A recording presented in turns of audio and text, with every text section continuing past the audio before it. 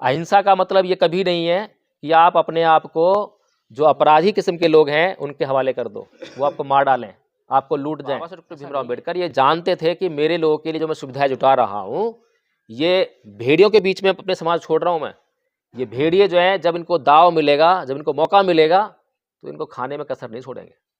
इसलिए मुझे मेरे समाज को एक अच्छी राह दिखाना बहुत जरूरी है, ताकि उस मार्ग पे चल के वो जल्दी से जल्दी इस आरक्षण से, ये बैसाखी से अपना पीछा छुड़वा लें। हमारे यहाँ ऐसे होता है, ये जो शब्दावली है, ये टर्म जो है, ये बड़ी घातक है कि हमारे यहाँ ऐसा होता है। हमारे यहाँ ऐसा होता है इसका मतलब क्या है? अभी चेक करो ना कि वो हमारे लिए जो है जरूरी है या नहीं है। जरूरी होगी तो करो ना उसको, अगर जरूरी नहीं है फिर क्यों कर रहे हो? होता होगा, जब होता था तो होता था। पहले लाइट नहीं थी तो अंधेरे में जीता था आदमी, अब थोड़ा मजबूर हम जीने के लिए अंधेरे में। पहले शिक्षा कितनी कठिन परिस्थितियों में लेनी पड़ी थी, अब तो स्कूल है, कॉलेज हैं, डेस्क पे बैठ के पढ़ाई कर। बौद्ध महिलाएं जो साजो श्रृंगार करती हैं, मांग में सिंदूर भरती हैं, बिंदी लगाती हैं, चूड़ियाँ पहनती हैं, मंगलसूत्र पहनती हैं, बिछिया पहनती हैं, पाजेब पहनती हैं, ये सब कौन सी संस्कृति का प्रतीक है? हिंदू संस्कृति का प्रतीक तो है, क्योंकि हिंदू धर्म में ही इन सब गहनों को सुहाग की निशानी बताया है। बौद्ध तो नहीं कहते कि सुहाग की निशानी है, बौद्ध तो समानतावादी धर्म है। अगर स्त्री के लिए सुहाग की निशानी पहननी जरूरी होनी चाहिए तो पुरुष के लिए भी सुहाग की निशानी पहनना जरूरी होनी चाहिए। इतने लाख अगर बौद्ध होते इस देश में, तो क्या ये भारत में बौद्ध धर्म फैलने में ज़्यादा देर लगती? क्या नहीं लगती। तो कारण क्या रहा? कारण क्या रहा कि मतलब जो है बौद्ध दिखाई नहीं देते? कारण ये रहा कि बौद्ध धर्म के अपनाने के नाम पर कुछ बातों में परिवर्तन कर पाए, और बौद्ध धर्म का जो गुण था उसको कभी अपना ही नहीं पाए। गुण से बुद्ध कोई भी बात बोल रहे हैं तो सिर्फ एक ही उद्देश्य को रखकर बोल रहे हैं कि मनुष्य का कल्याण होना चाहिए। कोई रूल नहीं, कोई नियम नहीं, कोई सिद्धांत नहीं, और जो सिद्धांत हैं वो भी मनुष्य के कल्याण के लिए बदले जा सकते हैं। जब भी ऐसा लगे कि इस सिद्धांत से मनुष्य का भला नहीं होगा, इस सिद्धांत से मनुष्य का कल्याण नहीं होगा, तुरंत बदल दो, कोई रिजिडनेस नहीं है। इससे अच्छा धर्म कहाँ मिलेगा? किसी धर्म में ये बात नहीं है। कोई धर्म जो है मनुष्य के कल्याण के लिए अपने सिद्धांतों में परिवर्तन करने के लिए राजी नहीं है। गैलीलियो को सजा क्यों मिली? सुकरात ने जहर का प्याला क्यों पिया? गैलीलियो ने अपनी दूरबीन लगा के आकाश में देखा और देख के ये बताया कि भाई ये जो ईसाइयों की बाइबल जो कहती है सूरज और चांद सितारों के बारे में, पृथ्वी के बारे में, तो गलत है, ऐसा नहीं है। अब वो देखकर जो है सच्चाई बयां कर रहा है, और इसलिए जो है उसको सजा भुगतनी पड़ी। समझ रहे हैं? तो क्यों भुगतनी पड़ी? क्योंकि ईसाई धर्म जो है अपनी मान्यताओं में, अपने सिद्धांतों में, अपने रिवाजों में परिवर्तन करने के लिए तैयार नहीं है। जब बाबा साहेब इलेक्शन लड़ रहे थे लोकसभा का, तो कांग्रेस ने एक अदना सा खिलाड़ी जो है, क्रिकेट खिलाड़ी, उनके सामने खड़ा कर दिया और वो उससे चुनाव हार गए। समाज क्या दे पाया? कुछ भी नहीं। लेकिन आजीवन जब तक वे मरे तब तक इस समाज के लिए ही जिए। तो जब धर्म परिवर्तन की बात आई तो तब वो कैसे चूक सकते थे समाज के लिए काम करने में? तब भी कोई बेईमानी नहीं, रत्ती भर बेईमानी नहीं, 1% भी अपने लिए कुछ नहीं। सारा जो त्याग, समर्पण, बलिदान जो है अगर अपने लोगों के लिए किया है, इस समाज के लिए किया है, इस देश के लिए किया है, तो इस देश के लिए, इस देश के लोगों के लिए एक कल्याणकारी धर्म होना ही चाहिए। बहुत अध्ययन किया फिर, और अकेले बौद्ध धर्म का अध्ययन नहीं करा। अगर खाली बौद्ध धर्म का अध्ययन किया तब भी दोष लगता कि आपने तो पढ़ा ही हुआ था इसलिए वही अपना लिया, दूसरे तो पढ़े ही नहीं आपने। सभी धर्मों का अध्ययन किया। और कंपैरेटिव जी बाबा साहब को कहते हैं कि भाई अंबेडकर, तुम हिंदू धर्म में रहकर ही अपने लोगों के लिए भलाई का काम करो, सुधार करो, और हिंदू धर्म में भी सुधार करो जहाँ गलतियाँ हैं। तो बाबा साहब कहते हैं कि ठीक है गांधी जी, आप सही कह रहे हैं, एक काम करते हैं, सबसे पहले जो इस की सबसे बड़ी बीमारी है वो है वर्ण व्यवस्था, उसको ख़त्म करते हैं।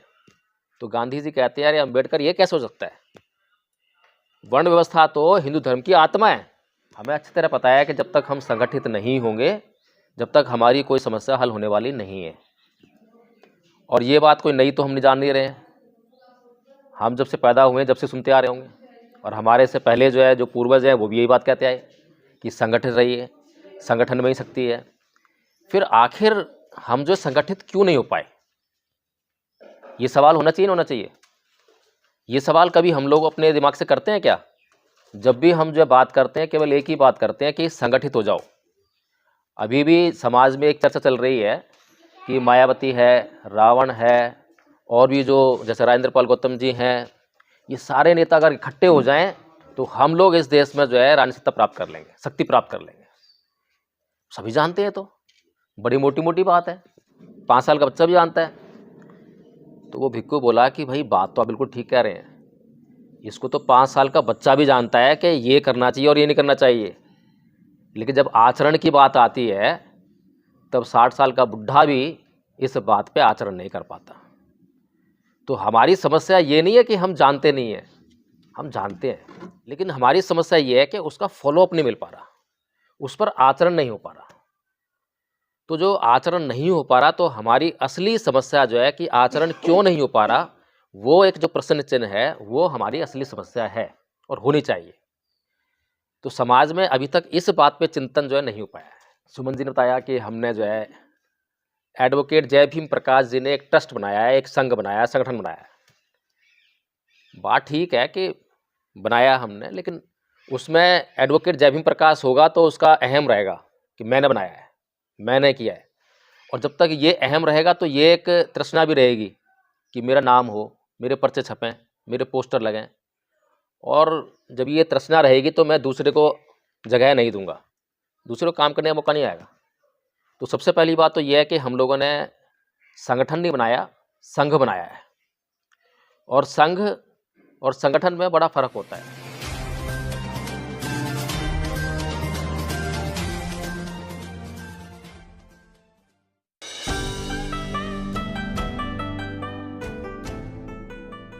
समाज को इकट्ठित करना, क्योंकि हमारे समाज में 2 संस्कृतियाँ चली हुई हैं, एक ब्राह्मणवादी और एक समतावादी।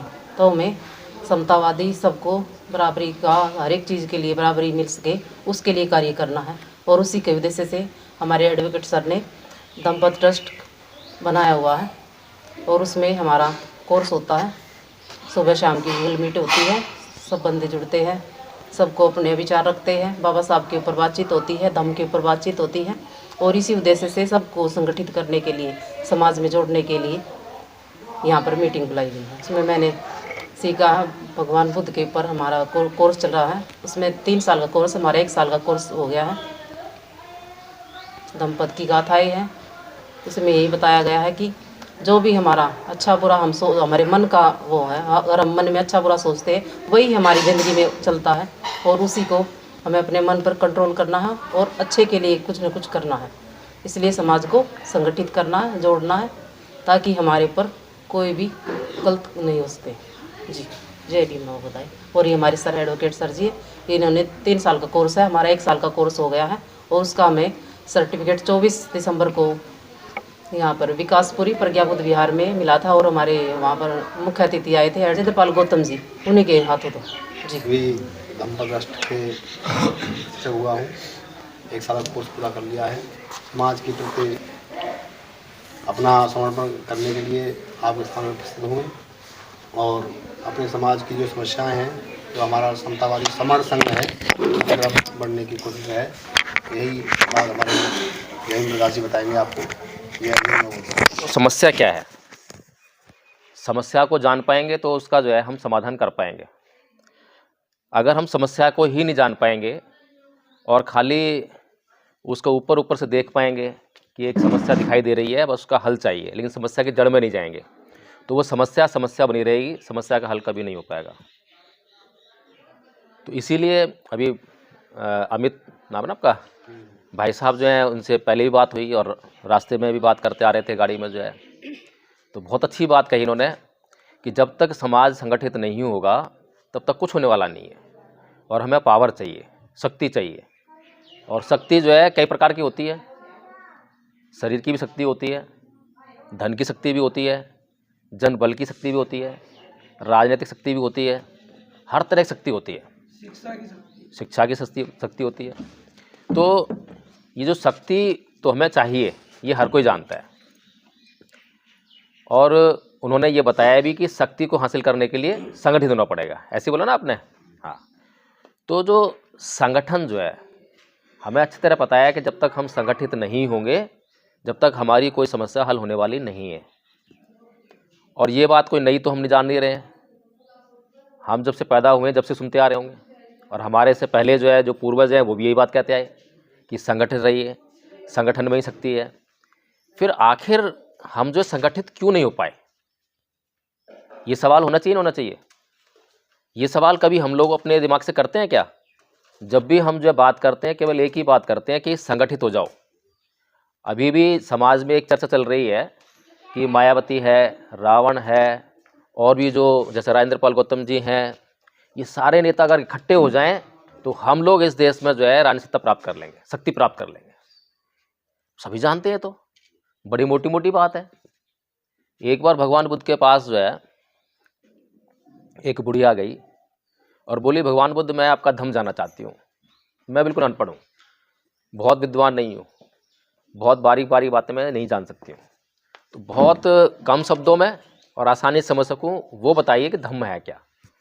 तो भगवान बुद्ध बोले कि सब पाप सकरण कुशल सब संपदा सचित प्रियोदपन एतंग बुद्धानुशासन, कि सभी पाप कर्मों का ना करना और सभी पुण्य कर्मों यानी अच्छे कर्मों का करना, और अच्छे और बुरे कर्मों के बीच के भेद को जानने के लिए अच्छे और सच्चे चित्त का निर्माण करना, यही धम्म है। बता दिया बुढ़िया को। यही बात जो है, एक भिक्खु चीन में गया, वहाँ का भी राजा था, तो उसके दरबार में उसको बुलाया गया कि भाई ये कोई योग्य भिक्खु को बुला के लाओ। तो योग्य भिक्खु को बुलाया गया, उसको जो है उससे पूछा, भाई धम्म क्या है? तो उसने भी ये कह दिया। तो राजा बोला कि भाई ये तो बहुत आसान सी बात है, सभी जानते हैं कि पाप कर्म का करना ना करना और पुण्य कर्म का करना, ये तो सभी जानते हैं, तो 5 साल का बच्चा भी जानता है।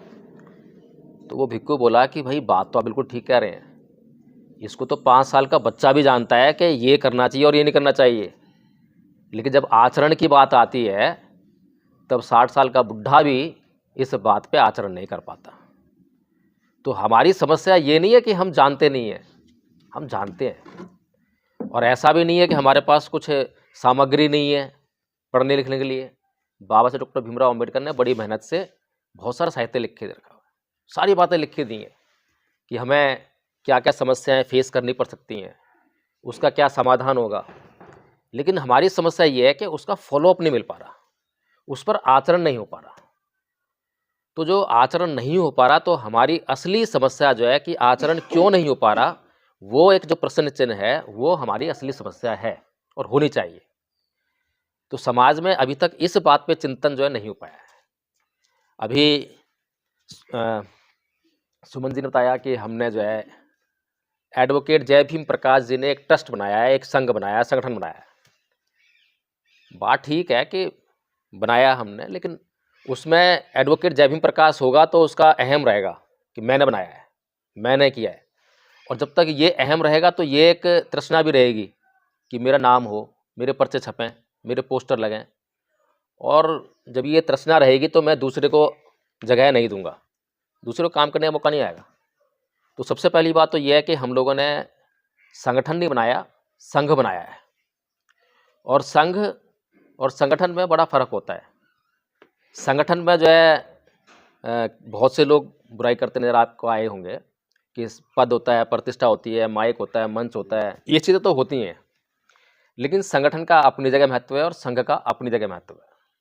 संघ का एक विस्तृत उद्देश्य होता है, बड़ा उद्देश्य होता है, और संघ के उस उद्देश्य को पूरा करने के लिए बहुत तरह के कार्य करने पड़ते हैं। जैसे कि हमने धम्मपथ ट्रस्ट बनाया, तो धम्मपथ ट्रस्ट जब बनाया तो उसमें फाइनेंस को भी देखना है कि भाई फाइनेंस कहाँ से आएगा, कैसे मैनेज करना है। फिर एक मैनेजमेंट की, भाई कोई प्रोग्राम होगा तो उसको मैनेज करने की जिम्मेदारी किस पे हो। तो 2 तरह काम आ गए। तो अगर प्रोग्राम को मैनेज करना है कि प्रोग्राम कहाँ पे होगा, कैसे होगा, टेंट वाला कहाँ पे से लाना है, तो ये व्यवस्था देखने के लिए अगर जो संस्थापक है धम्मपथ ट्रस्ट का वही सारा काम करे, फाइनेंस है उसको भी देखने का काम वही करे, तो जो धम्मपथ ट्रस्ट का उद्देश्य कभी पूरा नहीं हो पाएगा। इसीलिए क्या करा कि उस संघ ने एक विशेष कार्य के लिए एक विशेष संगठन बना दिया। और संगठन बना के फाइनेंस कमेटी अलग बना दी कि भाई तुम्हारा काम है फाइनेंस देखना, और संघ के अंदर जितने भी लोग हैं, आप जिसको आदेश करोगे वो एक कार्यकर्ता की भांति आपके आदेश का पालन करेगा। संस्थापक भी उसमें शामिल है, संस्थापक को भी आपको आदेश करना होगा, आदेश करोगे तो वो भी कार्यकर्ता की तरह काम करेगा। इसी तरह से मैनेजमेंट कमेटी बना दी, प्रोग्राम मैनेजमेंट कमेटी, कि जब भी कोई प्रोग्राम होगा तो उसकी मैनेजमेंट की सारी जिम्मेदारी जो है आपकी होगी। कितनी कुर्सियाँ लगनी है, कितने आदमी आ रहे हैं, क्या खाना करना है, कैसे करना है, सारा जिम्मेदारी आपकी होगी। तो ये हुए संगठन। संगठन जो है संघ के उस उद्देश्य को पूरा करने के लिए बनाए जाते हैं। संगठन में बुराई कब पैदा हो जाती है? जब उसमें जो पद प्रतिष्ठा का मामला आ जाता है, अहम आ जाता है। और ये अहम जो है, यही सबसे बड़ी समस्या है कि हम संगठित नहीं हो पाते। भगवान बुद्ध ने हमें बहुत ही शानदार, बहुत सुंदर धर्म दिया, और परम पूज्य बाबा साहब डॉक्टर भीमराव अंबेडकर ने उसकी तरफ इशारा भी किया। और जब परम पूज्य बाबा साहब डॉक्टर अंबेडकर ने 14 अक्टूबर 1956 को धर्म परिवर्तन किया, तो उनके भीतर हमारा विश्वास था, आस्था थी, श्रद्धा थी बाबा साहेब के अंदर, कि बाबा साहेब हमारे मसीहा हैं, दलितों के मसीहा हैं, हमारे लिए उन्होंने इतना त्याग किया है, समर्पण किया है। तो उनके अंदर इतनी श्रद्धा थी, जैसे कि हम लोग लाइक करते हैं ना, किसी हीरो को लाइक करते हैं, तो उसके पीछे पीछे हम जो है कुछ भी कर लेते हैं। जैसे कि सलमान खान को कोई बच्चा लाइक करता है, तो जैसे सलमान खान ने हेयर कट करा लिए, वैसे ही उसके हेयर कट दिखाई देगा आपको। जैसे कपड़े लेकर आएगा वैसे कपड़े पहन लग जाएगा, जैसे जूते पहनेगा वैसे जूते पहनेगा। तो फॉलोअप होता है, अपने एक आदर्श जिसको मान लेता है उसका फॉलोअप होता है। तो ऐसे ही परम पूज्य बाबा साहब अम्बेडकर को जब हमने फॉलो किया 14 अक्टूबर 1956 को, तो लाखों लोगों ने उनके पीछे बौद्ध धर्म की दीक्षा ले ली, बौद्ध धर्म अपना लिया, हिंदू धर्म छोड़ दिया। अब हमारे समाज के सामने बड़ी समस्या है, बड़ी भारी समस्या है कि बाबा साहेब डॉक्टर भीमराव अंबेडकर ने हमें बौद्ध धर्म क्यों दिया, बौद्ध धर्म ही क्यों दिया।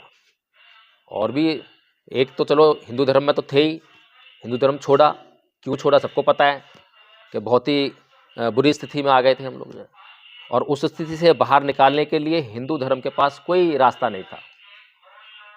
जब गांधी जी बाबा साहब को कहते हैं कि भाई अंबेडकर, तुम हिंदू धर्म में रहकर ही अपने लोगों के लिए भलाई का काम करो, सुधार करो, और हिंदू धर्म में भी सुधार करो जहाँ गलतियाँ हैं। तो बाबा साहेब कहते हैं कि ठीक है गांधी जी, आप सही कह रहे हैं, एक काम करते हैं, सबसे पहले जो इस की सबसे बड़ी बीमारी है वो है वर्ण व्यवस्था, उसको ख़त्म करते हैं।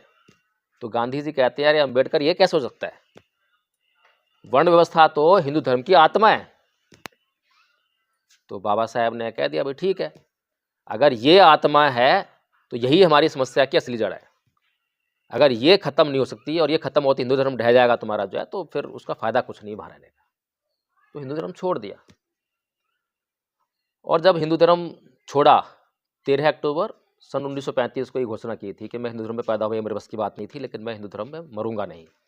उसके बाद ही पूरे देश में हलचल शुरू हो गई, सभी धर्मों के लोगों में हलचल शुरू हो गई।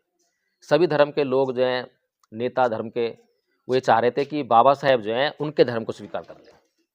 ईसाई लोग चाह रहे थे कि ईसाई बन जाएं, मुसलमान चाह रहे थे कि वो मुसलमान बन जाएं, सिख चाह रहे थे सिख बन जाएं वो जो है, जैनी चाह रहे थे कि वो जैन बन जाएं। सबकी इच्छा थी और सबने जो है अपने अपने हिसाब से कुछ ना कुछ जो है पेशकश भी की। सिख बनने के लिए पटियाला की रियासत के महाराजा ने पेशकश की, भाई आपको जो है आधी जमींदारी दी जाएगी या कुछ भी जो है। निज़ाम ने हैदराबाद के जो है उनने भी बहुत सारी पेशकश की, आपको इतने रुपए दिए जाएंगे, आपके लोग सुखी रहेंगे। लेकिन अगर बाबा साहेब के लिए धर्म निजी मामला होता तो ज़रूर वो जो है ये सब जो है स्वीकार कर लेते, कुछ भी ले लेते। लेकिन बाबा साहेब ने अपनी ज़िंदगी जो है इस समाज के नाम कर रखी थी कि इस ज़िंदगी पर मेरा तो कोई अधिकार है ही नहीं, ये ज़िंदगी मेरे समाज के लोगों के लिए है। और इस बात को मुझे कहने में किसी प्रमाण को देने की आवश्यकता नहीं है। आप सभी जानते हैं कि बाबा साहेब ने क्या क्या कष्ट झेले और इस समाज ने बाबा साहेब को क्या दिया दुत्कार के अलावा। बाबा साहेब को कभी सम्मान तो नहीं मिला समाज से। जब बाबा साहेब इलेक्शन लड़ रहे थे लोकसभा का, तो कांग्रेस ने एक अदना सा खिलाड़ी जो है, क्रिकेट खिलाड़ी, उनके सामने खड़ा कर दिया और वो उससे चुनाव हार गए। समाज क्या दे पाया? कुछ भी नहीं। लेकिन आजीवन जब तक वे मरे तब तक इस समाज के लिए ही जिए। तो जब धर्म परिवर्तन की बात आई तो तब वो कैसे चूक सकते थे समाज के लिए काम करने में? तब भी कोई बेईमानी नहीं, रत्ती भर बेईमानी नहीं, 1% भी अपने लिए कुछ नहीं।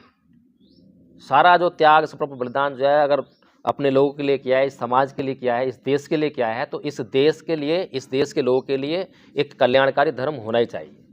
बहुत अध्ययन किया फिर, और अकेले बौद्ध धर्म का अध्ययन नहीं करा। अगर खाली बौद्ध धर्म का अध्ययन किया तब भी दोष लगता कि आपने तो पढ़ा ही वो था इसलिए वही अपना लिया, दूसरे तो पढ़े ही नहीं आपने। सभी धर्मों का अध्ययन किया और कंपैरेटिव स्टडी की, तुलनात्मक अध्ययन किया, तोल के देखा कि किस में वजन ज़्यादा है।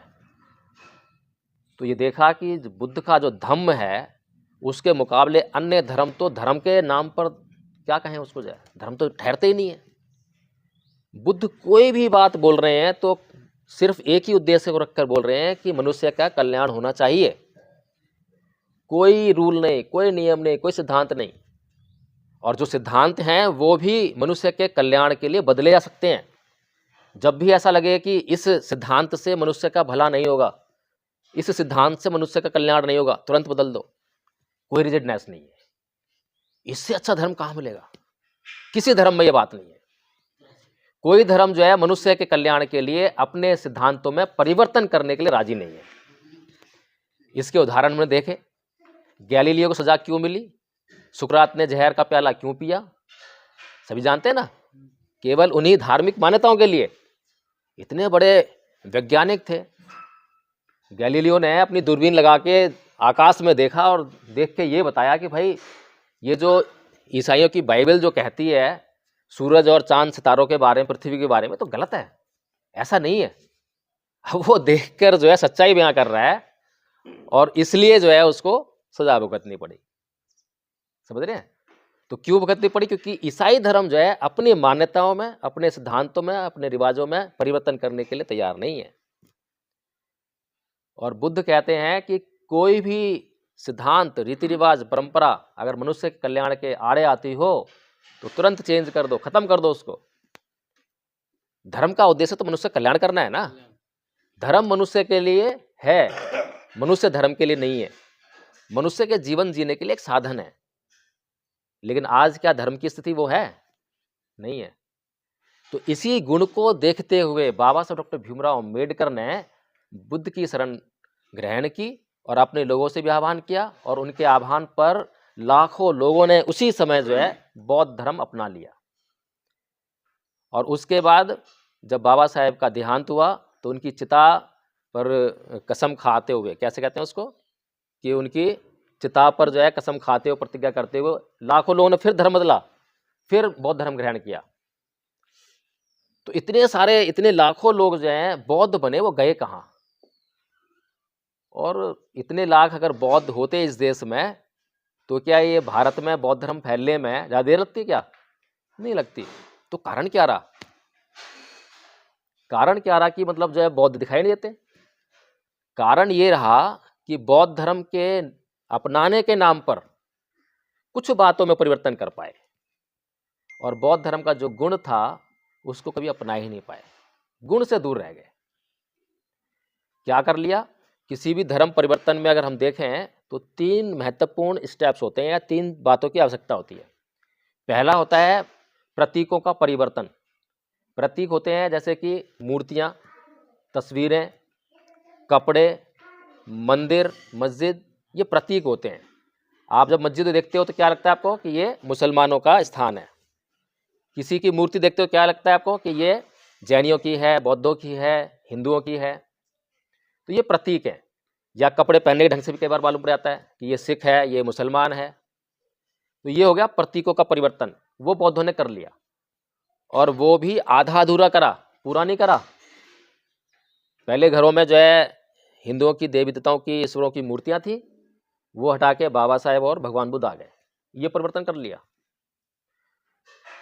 कुछ पहले हिंदू मंदिर में आते थे, अब वो बुद्ध विहार जाने लगे, ये परिवर्तन हो गया। लेकिन अभी भी बौद्ध महिलाएं जो साजो श्रृंगार करती हैं, मांग में सिंदूर भरती हैं, बिंदी लगाती हैं, चूड़ियाँ पहनती हैं, मंगलसूत्र पहनती हैं, बिछिया पहनती हैं, पाजेब पहनती हैं, ये सब कौन सी संस्कृति का प्रतीक है? हिंदू संस्कृति का प्रतीक तो है, क्योंकि हिंदू धर्म में ही इन सब गहनों को सुहाग की निशानी बताया है। बौद्ध तो नहीं कहते कि सुहाग की निशानी है, बौद्ध तो समानतावादी धर्म है। अगर स्त्री के लिए सुहाग की निशानी पहननी जरूरी होनी चाहिए तो पुरुष के लिए भी सुहाग की निशानी पहनना जरूरी होनी चाहिए। बुद्ध तो कभी ऐसा मानता नहीं करते, और बुद्ध कोई परंपरा भी नहीं लाते। बुद्ध ये भी नहीं कहते कि भाई जब पति मर जाए तो तेरे को सती होना पड़ेगा, ये तो हिंदू धर्म ही कहता है, और उसी नारी को किस तरीके से प्रताड़ित करता है। तो एक तो परिवर्तन हो गया प्रतीकों का, वो हमने कुछ हद तक कर लिया लेकिन पूरा नहीं कर पाया। ईमानदारी नहीं है ना, ईमानदारी होती तो हम पूरा बदल देते बिल्कुल, जो है कि नहीं बिल्कुल बदलना है। दूसरा परिवर्तन होता है रीति रिवाज, परंपराओं और तीज त्योहारों का परिवर्तन। जो हमारे उत्सव हैं, त्योहार हैं, उनको बदल देना। तो हमने जो है तीज त्योहार और वो तो छोड़ दिए, दिवाली मनाते थे छोड़ दी, होली मनाते छोड़ दी, रक्षाबंधन छोड़ दिए, वो भी आधे अधूरे हैं। अभी भी मतलब कुछ बौद्ध भी जो है अभी तक फॉलो कर लेते हैं, अरे भाई वो बेटी नहीं मान रही है, वो बहन नहीं मान रही है, ये कह के जो है अभी भी घालमाल चलता रहता है। हाँ, रीति रिवाजों में भी आप घालमाल देखेंगे कि रीति रिवाज दिमाग में बसे हुए हैं। कोई भी काम करने जाओ तो तुरंत रीति रिवाज जो दिमाग में बसा हुआ पहले निकल के आता है, ये तो ऐसे होता है, ये तो ऐसे होता है, हमारे यहाँ तो ऐसे होता है, हमारे यहाँ ऐसे होता है। ये जो शब्दावली है, ये टर्म जो है ये बड़ी घातक है कि हमारे यहाँ ऐसा होता है। हमारे यहाँ ऐसा होता है, इसका मतलब क्या है? अभी चेक करो ना कि वो हमारे लिए जो है जरूरी है या नहीं है। जरूरी होगी तो करो ना उसको, अगर जरूरी नहीं है फिर क्यों कर रहे हो? होता होगा, जब होता था तो होता था। पहले लाइट नहीं थी तो अंधेरे में जीता था आदमी, अब थोड़ा मजबूर हम जीने के लिए अंधेरे में। पहले शिक्षा कितनी कठिन परिस्थितियों में लेनी पड़ी थी, अब तो स्कूल हैं, कॉलेज हैं, डेस्क पे बैठ के पढ़ाई करते हैं। तो ये जो रीति रिवाज, परंपराएं और तीज त्योहारों का परिवर्तन, मैं ये बताने का प्रयास कर रहा हूँ कि हमने कितना परिवर्तन करना चाहिए था और कितना परिवर्तन हो पाया। फिर तीसरा और सबसे अहम परिवर्तन जो है वो होता है चित्त का परिवर्तन, मन का परिवर्तन। इस पर तो बिल्कुल भी काम नहीं हुआ। और एकमात्र अगर धर्म परिवर्तन के लिए मैं कहूँ कि केवल बौद्ध धर्म में ये डिमांड रहती है कि आपको चित्त की शुद्धि करनी है। सिर्फ बौद्ध धर्म ही आपको जो ये कहता है कि आपको चित्त को बिल्कुल शुद्ध करना है, चित्त की शुद्धि होने पर ही आपकी मुक्ति है। बाकी किसी धर्म में इतनी अहमियत चित्त को नहीं मिलती है। तो हमने अपने चित्त में कोई परिवर्तन किया क्या? जब हम हिंदू थे तब हमारे अंदर जितनी ईर्ष्या रहती थी क्या कम हुई क्या? उस पर हमने काम कभी सोचा हमने कि हम अब बौद्ध हो गए, अब हम ईर्ष्या नहीं करेंगे। अब हम जब हम हिंदू थे तो क्रोध क्या करते थे? किसी ने गाली दी तो तुरंत ही क्या रिएक्शन आता है? गुस्से का आता है ना, क्रोध ही निकलता है। तो ये जो रिएक्शन जो है हमारा हिंदू रहते था, तो बौद्धों का रिएक्शन तो चेंज होना चाहिए। बुद्धि शिक्षा तो नहीं है। बुद्ध ने तो यही कहा कि ना ही वेरेन वेरानी समंति दुराचरण अवेरेन जय समंति ऐस धर्मसनतनो, कि वैर से कभी वैर शांत नहीं होता। और क्या बोला? अकोछे मंग अवधि मंग अजेनी मंग हासी में ये चतंग उपनहंती वेरंग तेसंग न सम्मति, कि उसने मुझे मारा, उसने मुझे पीटा, उसने मुझे गाली दी, उसने मुझे जीत लिया। जो इस पुरानी बातों को अपने मन में बनाए रखता है उसका वैर कभी शांत नहीं होता। जो बुद्ध ये शिक्षाएं दे रहे हैं तो उसके अनुयायी को क्या करना चाहिए? चित्त में परिवर्तन होगा तो कभी भी एकदम से भड़केगा नहीं। गाली देने पर पहले समता में आएगा, सोचेगा, समझेगा, समाधान देखेगा, शांति की बात करेगा। लेकिन हमारे चित्त में तो जो हिंदू संस्कृति जो बैठी हुई है वो हमारा लगातार नुकसान की जा रही है और हमें समझ में नहीं आ रहा कि हमारा कितना नुकसान हो रहा है। तो जो चित्त में परिवर्तन करना था उसमें हम बिल्कुल नहीं कर पाए, 0/0 बिल्कुल फेल हुए। तो इस तरह से अगर हमने परम पूज्य बाबा साहब डॉक्टर भीमराव अंबेडकर की बातों का अगर फॉलोअप किया तो सिर्फ इतना किया कि पहले मैं जय भीम प्रकाश था, अब जय भीम प्रकाश बौद्ध हो गया। मैंने अपने नाम के आगे लगा लिया बौद्ध। अभी नाम के आगे बौद्ध लगाने से कोई फर्क नहीं पड़ता।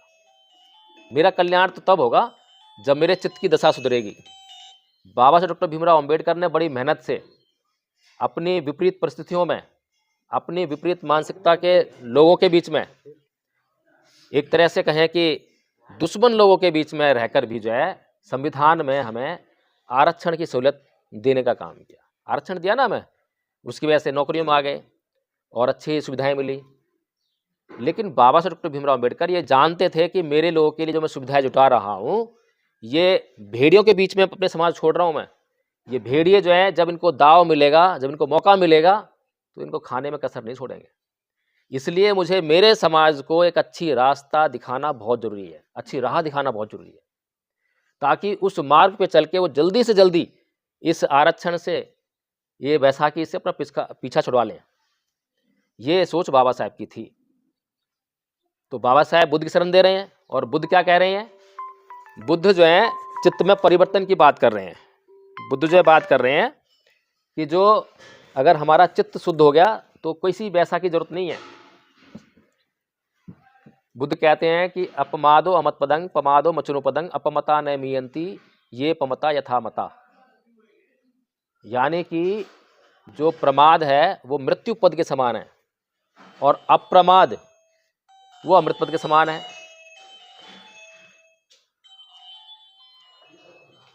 इसके बड़े मायने हैं।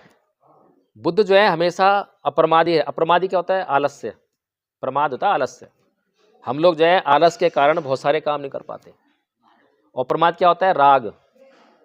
जैसे कि हमारे बच्चे जब पढ़ाई करते हैं तो जो उन्हें पढ़ाई करनी चाहिए तो उस वक्त उनके सामने कुछ ऐसी चीज़ें आती हैं जिससे कि उनका मन पढ़ाई में से हटके और वहाँ लग जाता है। तो पढ़ाई से डिस्ट्रैक्ट हुए तो उसका पढ़ाई कहाँ होगी? तो पढ़ाई से जो लक्ष्य प्राप्त करना था वो नहीं कर पाए।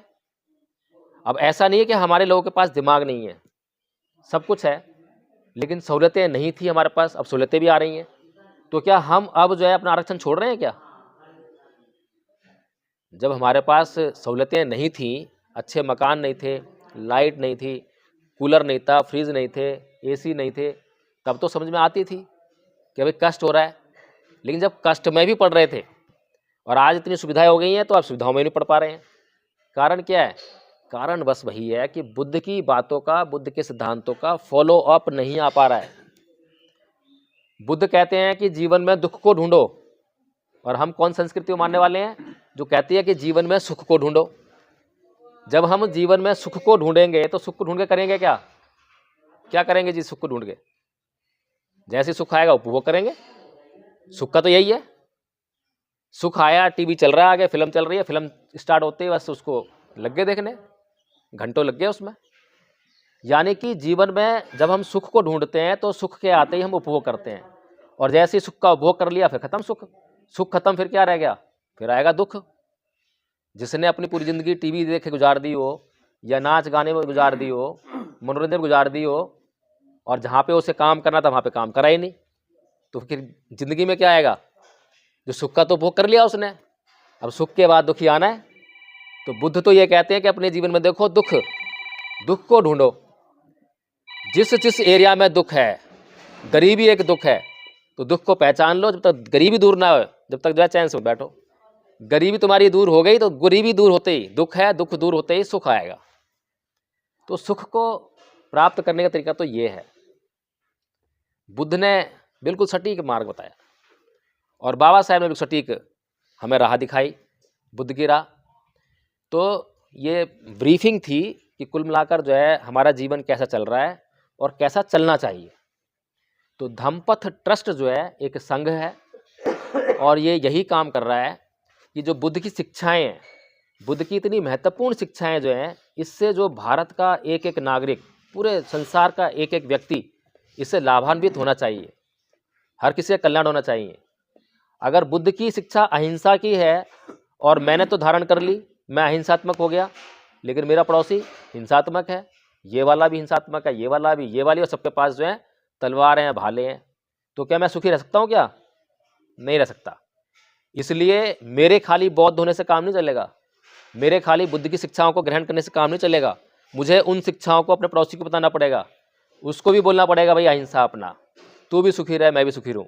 तुझे कभी कष्ट हो तो बता दियो, मैं तेरे पास हाजिर हो जाऊँगा जो मेरे पास है लेके। सम्राट अशोक ने कलिंग युद्ध के बाद जो है हथियार त्याग दिए, तो उसके बाद की उसकी जो सीमाएं थी राज्य की जो है खतरे में आ गई थी। क्या बताइए? हिंदू तो ये कहते हैं, हिंदू आरोप लगाते हैं ना कि बुद्ध की अहिंसा के कारण ये देश जो है गुलाम हो गया। अरे अगर ये देश बुद्ध की शिक्षा के कारण गुलाम हुआ, अहिंसा के कारण गुलाम हुआ, तो ये बताओ कि अशोक ने जब कलिंग युद्ध के बाद हथियार त्याग दिए तो क्या उसकी जो सीमाएं थी असुरक्षित हुई? किसी ने उस पर आक्रमण किया? लेकिन उसकी सीमाएं अशुद्ध से नहीं हुई, बल्कि उसकी सीमाओं का विस्तार हो गया। पहला एकमात्र राजा है पूरी दुनिया में, पहला एकमात्र सम्राट है जिसने हथियार त्यागने के बाद भी अहिंसा से अपने राज्य का विस्तार किया। कैसे किया? और सीमाएं हैं क्या? सीमाएं किस लिए हैं? सीमा का काम क्या है? सीमा का काम यह है कि ये मेरी संपत्ति है, इसमें जो भी उगेगा, जो भी मिलेगा वो मेरा है, वो तेरी संपत्ति है, उसमें जो भी उगेगा, जो भी मिलेगा वो तेरा है। ये सीमाएं हैं। लेकिन अगर मैं अपनी सीमा के भीतर जितना भी मेरे पास उत्पन्न हो रहा है और मैं देखूँ कि सामने पड़ोसी को मेरे पास जो उत्पन्न हुआ उसकी ज़रूरत है और उसको कहने से पहले ही मैं लेके हाजिर हो जाऊँ कि भाई तेरी ज़रूरत है ले, तो क्या सीमा का मतलब रह गया? सम्राट अशोक ने इस तरह से जो है कितना लंबा चौड़ा अपना राज्य विस्तार किया। ये अहिंसा की ताकत थी जो आज तक इतना लंबा चौड़ा राज्य किसी भी सम्राट के पास नहीं है। सिकंदर महान की कहानियां इस तरह से पढ़ाई जाती हैं, लेकिन आप मूल्यांकन कर देखिए कि सबसे महान सम्राट कौन रहा है, उसने कितने देशों को जीता और सम्राट अशोक ने कितना बड़ा साम्राज्य खड़ा किया। तो हमें इतना गुणकारी, इतना महान धर्म जो है परम पूज्य बाबा साहब डॉक्टर भीमराव अंबेडकर ने दिया, तो क्या हम उसका पालन भी नहीं कर सकते? खुद पालन करें और दूसरों को भी बताएं। और सबसे पहले हम जो है, ऐसा नहीं कहा है बुद्ध ने कि बिल्कुल ही अहिंसात्मक हो जाओ। अगर ऐसा कहा होता तो अशोक खतरे में आ गया होता। अहिंसा का मतलब ये कभी नहीं है कि आप अपने आप को जो अपराधी किस्म के लोग हैं उनके हवाले कर दो, वो आपको मार डालें, आपको लूट जाएं। ऐसा नहीं है। न्याय की बात होनी चाहिए। अगर आपके सामने कोई ऐसा व्यक्ति है जो आपकी हत्या कर सकता है, जिसका चित्त बिल्कुल ही सावधान नहीं है, तो उससे बचने के लिए अगर आप हत्या करते हो, उससे बचने के लिए सिद्धांत में न्याय होना चाहिए।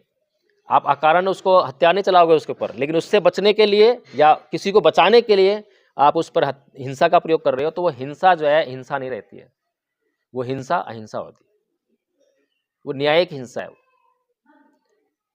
तो ये भगवान बुद्ध की शिक्षाएं हैं जिनके प्रचार प्रसार के लिए हमने 3 वर्ष का जो है कोर्स निर्धारित किया। पहले वर्ष का कोर्स बहुत ही मामूली रखा है, उसमें हमने जैसे प्राइमरी एजुकेशन होती है बच्चों की, उस तरह से बनाया है उसको, और इतना आसान है कि कोई भी कर सकता है। हमारे साथ में 2 आचार्य बैठे हुए हैं। हमने आचार्य का है, वैसे पाली में उपाध्याय कहते हैं, जो पाली का शब्द है उपाध्याय, तो उसका हिंदी जो अनुवाद है वो है उपाध्याय। तो आगे से हम इसको भी चेंज करेंगे और इसको जो है उपाध्याय ही कहेंगे। ये लो। और दोनों आचार्य में बैठे हुए हैं। पूरा कोर्स जो आपके हाथ में आ रहा है, ये सारा कोर्स इन्होंने किया हुआ है।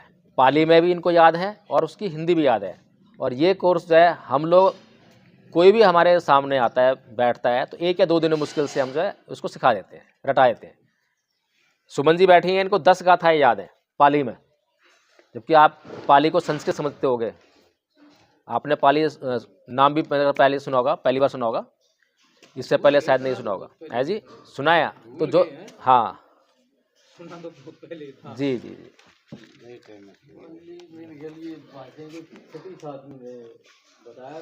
हाँ जी हाँ जी।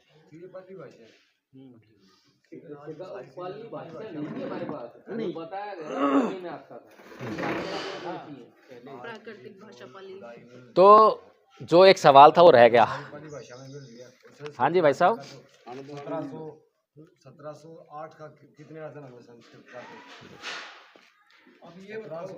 जो एक सवाल था ना आपका, जो है संगठन वाला, जो है, देखिए संगठन क्यों नहीं बन पा रहा है? क्योंकि हमारे चित्त में विकार हैं, काम, क्रोध, मोह, लोभ, द्वेष, तृष्णा, ईर्ष्या, ये सारे जो है विकार होने की वजह से। अब ईर्ष्या है, मैं चाहता हूँ कि मैं नेता बन जाऊँ, वो चाहता है कि वो नेता बन जाए, वो चाहता है कि उसका नाम हो, मैं चाहता हूँ मेरा नाम हो। जब तक ये, हाँ ये कमी है कि नेता ही नहीं बनना चाहती जी, जब तक नेता नहीं बने कुछ हो नहीं, नेता बने, लेकिन नेता बने नेतृत्व करने के लिए। नेतृत्व तो है नहीं, नेतृत्व तो है नहीं, खाली सिर्फ नाम चमकाने के लिए। ईगो है ना, अपने ईगो को सेटिस्फाई करने के लिए जो काम होता है। अगर एक नेता अपने आप को ये बोले कि मैं एक दिन में ही नेता बनना चाहूँ, हाँ उसी से ही रहेगी। बिल्कुल, कि अभी मेरे सत्ता चाहिए, अभी सत्ता कैसे मिल जाएगी? सब बाबा साहब नहीं माने, काशीराम नहीं माने।